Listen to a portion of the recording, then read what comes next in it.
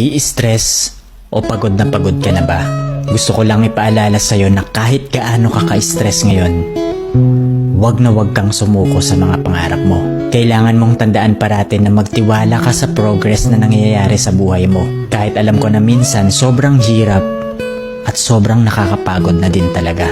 Magtiwala ka sa kakayahan mo. Ang dami mo nang nalagpasan na mga malalaking problema dati. Ngayon ka pa ba susuko? Patuloy ka lang na lumaban.